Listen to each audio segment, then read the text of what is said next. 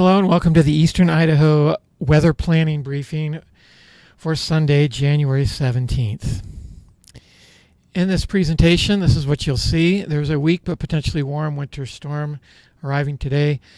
It now appears as though snowfall amount should be light, anywhere from a half an inch to 4 inches, mainly in the eastern Highlands and central Idaho mountains being the main affected area. The big focus would be the northeast corner of the state, so Fremont County, Teton County areas.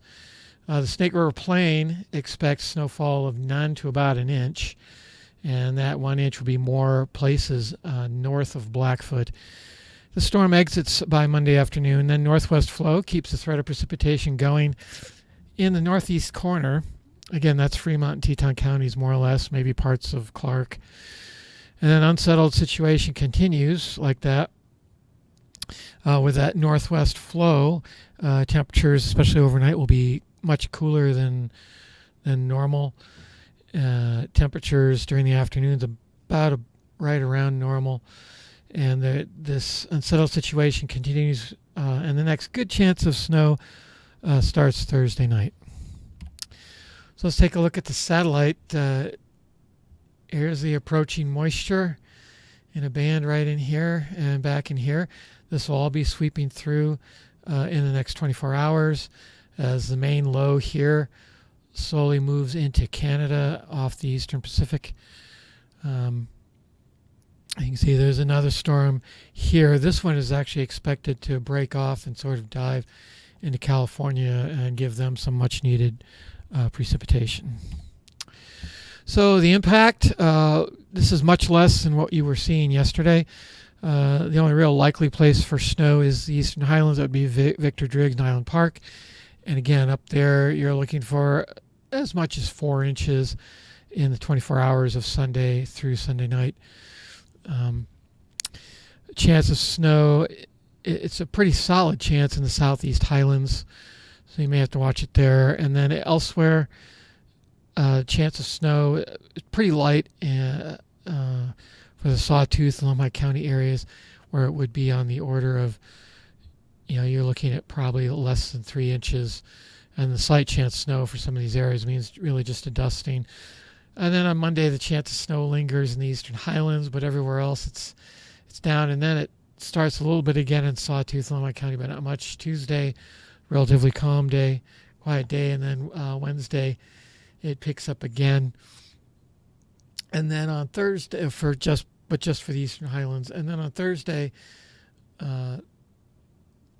most of this chance of snow is all in the evening hours on Thursday. So it would be after 5 p.m. on Thursday.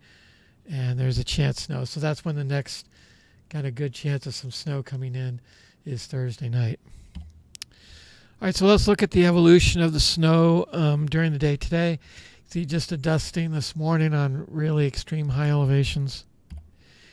It's much better this afternoon, the 1 to 2 inches from Ashton Island Park and in the Swan River Valley, Teton Pass, and the Driggs area. And you can see it ends up being less than an inch during the afternoon for places in the central Idaho mountains for the most part. Then this evening, it really tapers off in the central Idaho mountains, continues to go, but at a much lower rate for the eastern Highlands, and then it quits after midnight more or less. Just some really light stuff at extremely high elevations. And Monday morning we have a resurgence, but again it's mostly high elevations, but it does include the passes on the eastern side, and then it dies out Monday afternoon. So this is basically through Monday. What you're looking for in terms of total snowfall accumulation. So very little down here in Custer County.